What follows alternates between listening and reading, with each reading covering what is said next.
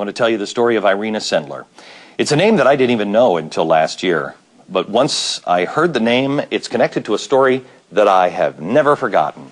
This woman was born in 1910. She was outside of Warsaw. By 1940, she had become an administrator in Warsaw's welfare department as Hitler occupied Poland.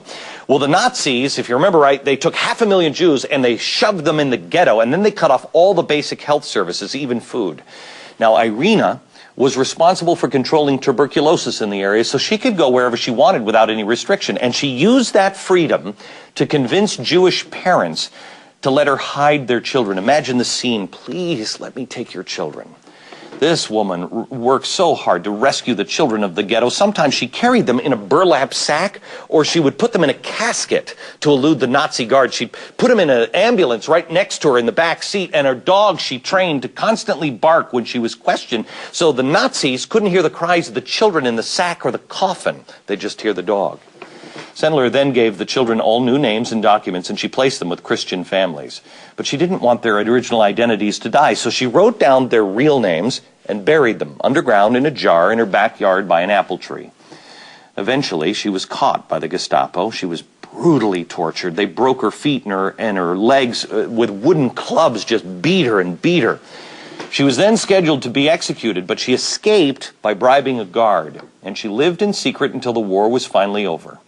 Once she was free, the first thing she did was dig up that jar next to that apple tree. She attempted to put the lives of the rescued children back together. Unfortunately, most of the parents were killed, but she placed many with relatives. Irena Sendler, she wound up rescuing 2,500 Jewish children from certain death at the hands of the Nazis. She lived the past few years, what an amazing woman, at a nursing home. She was actually cared for by a woman that she had smuggled out of the ghetto when she was only 6 months old. Irena had carried her in a toolbox with a dog barking at her feet. I told you that I had only heard this story last year. When I heard it, it was because she was nominated for the Nobel Peace Prize. She lost to Algore and his movie about a slideshow.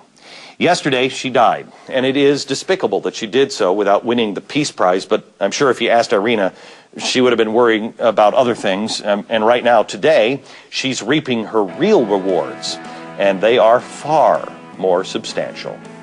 From New York, good night, Irena.